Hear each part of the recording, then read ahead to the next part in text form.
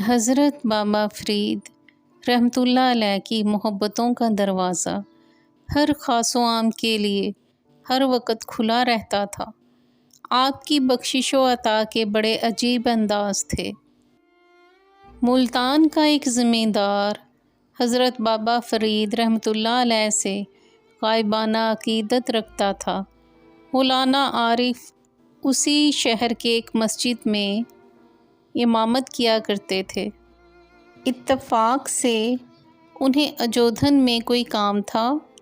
وہ جب سفر پر روانہ ہونے لگے تو زمیندار نے انہیں 200 چاندی کے سکے دیتے ہوئے کہا، جب آپ اجودھن پہنچیں تو حضرت بابا فرید رحمتullah علیہ کی خدمت میں یہ حقیر نذرانہ پیش کر دینا اور عرض کرنا کہ یہ گناہ گار دعاؤں کا طالب ہے۔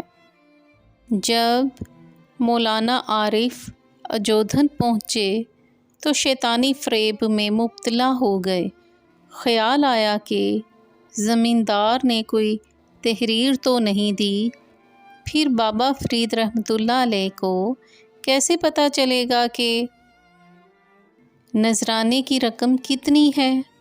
یہ سوچ کر مولانا عارف نے 100 چاندی کے سکے اپنے پاس رکھ لیے اور باقی حضرت بابا فرید رحمتullah علیہ کی خدمت میں پیش کر دیے۔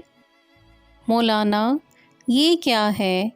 چاندی کے سکے دیکھ کر حضرت بابا فرید رحمتullah علیہ نے پوچھا۔ ملتان میں ایک زمیندار آپ کا عقیدت مند ہے، اسی نے یہ رقم بطور نذرانہ بھیجی ہے اور دعا کی درخواست کی ہے۔ مولانا عارف کی بات سن کر حضرت بابا فرید رحمتullah علیہ مسکرانے لگے۔ خدا اس زمیندار کا بھی بھلا کرے اور آپ کا بھی کہ آپ نے حق برادری ادا کر دیا۔ مولانا عارف حضرت بابا رحمتullah علیہ کے اشارے کو سمجھنے سے قاصر رہے اور رسمی انداز میں کہنے لگے، میں ذاتی کام سے اجودھن آ رہا تھا، اس لیے مجھے آپ کی خانقاہ تک پہنچنے میں کوئی زحمت نہیں ہوئی۔ مولانا، زحمت تو ہوئی کہ آپ نے نذرانے کی رقم کو آدھا آدھا کر لیا۔ حضرت بابا فرید رحمتullah علیہ بدستور مسکراتے رہے۔ حق برادری اسی کو تو کہتے ہیں۔ اس انکشاف پر مولانا عارف شرم و ندامت کے پسینے میں نہا گئے۔ بہت دیر تک سر جھکائے بیٹھے رہے، پھر اپنے پیرہن کی جیب سے 100 چاندی کے سکے نکالے اور حضرت بابا فرید رحمتullah علیہ کے سامنے رکھتے ہوئے عرض کرنے لگے، شیخ، مولویوں کی ہمت اہل سلوک کی ہمت کے برابر نہیں ہے۔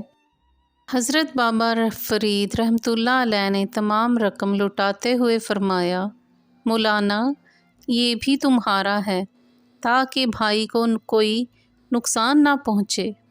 مولانا عارف نے یہ کشف و سلوک دیکھا تو اپنا سارا سامان اور نقدی خانقاہ کے درویشوں میں تقسیم کر دی۔ پھر حضرت بابا فرید رحمتullah علیہ کے قدموں سے لپٹ کر رونے لگے، شیخ، جب محبت کی نظر کی ہے تو اس دل کی کثافتیں بھی دھو ڈالیے۔ پھر اہل دنیا نے دیکھا کہ 100 تنکوں یعنی 100 چاندی کے سکوں کی خیانت کرنے والا روحانی دولت سے مالا مال ہوا تھا۔ اگر آپ کو ہماری کاوش پسند آئی ہو تو ہماری ویڈیو کو لائک کریں، شیئر کریں اور ہمارے YouTube channel book shelf official کو سبسکرائب کریں۔ شکریہ۔